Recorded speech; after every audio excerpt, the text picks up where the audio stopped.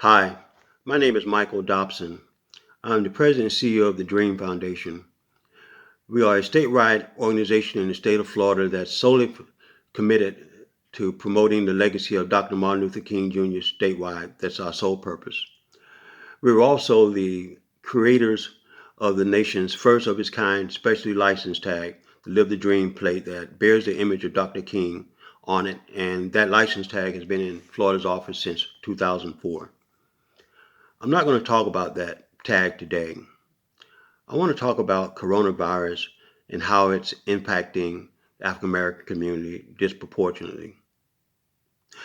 As I'm sure all of you know, as the numbers are coming in, that the death count from coronavirus is overwhelmingly represented by African Americans at a very alarming rate.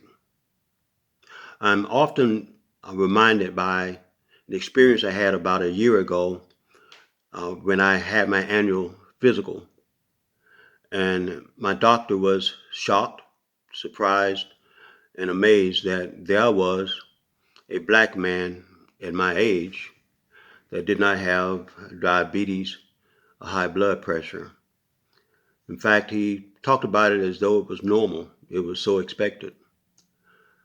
So we've always known who the vulnerable are, and we knew who the vulnerable are when coronavirus was understood and when we understood what it attacked first. And also, I think we have to be clear that our doctors, our county health departments, and the Florida Department of Health, they know exactly who those vulnerable citizens are. They know where they live. There's no reason, in my mind, as to why we can't get tests for coronavirus to those individuals right away. It's kind of akin to agreeing to a mob hit. You know, the kind of mob hit where you kind of ask the guy to get down on his knees and put a gun to his head and blow his brains out. Well, that's kind of what we're doing here. When we know exactly who the vulnerable are and we know where they live and we don't seek to get tests to them, we have to ask ourselves, why is that? I implore upon our Governor Ron DeSantis and governors from around the country and our leaders to focus their efforts on making sure that they get tests immediately to those individuals who we know to be vulnerable, and we know exactly how to reach them. Now, to the issue of voting.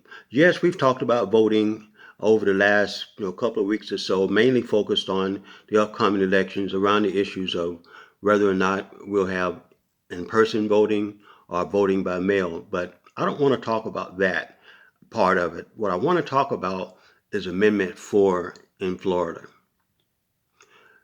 As you know, in 2018, Florida voters overwhelmingly voted to overturn a centuries-old scheme that sought to disenfranchise 1.4 million voters in the state of Florida. And those voters were overwhelmingly African American, and that was based on whether or not they had a felony record. A felony record is not supposed to be a scarlet letter. It's not supposed to be something that impacts your life for the rest of your life.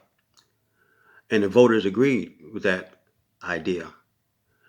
But what the governor instead wanted to do, and with the Florida legislature, to engage in wholesale voter suppression by tying it up in the courts and not allowing the voters' will to succeed.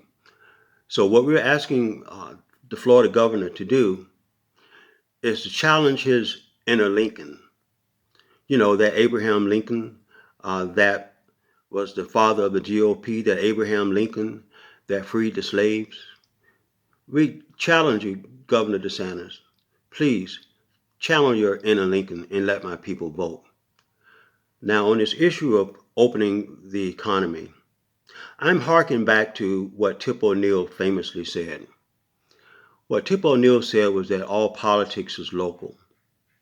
I say that because at the end of the day, when we get into those conversations about reopening the government, when we get to the real nut of it, what we'll be talking about is how local government is going to reopen the government, because it's going to fall on local government. So I ask you, African American leaders and other leaders around the state of Florida, to demand to have a seat at the table when those discussions are had, to demand to have input, to demand to have conversations with your Chamber of Commerce's, with the various other departments, because it's going to be a local decision. It's going to depend on your local leadership how that works out. And finally, I want to say Happy Easter to everybody. I want to say Happy Easter to my love, Donna Cotterill. I want to say Happy Easter to my children, Mia, Michaela, Noah. I want to say Happy Easter to my grandchildren, Mara, Tyree, Aria, Bishop, Araya, and God bless you. Happy Easter. Bye-bye.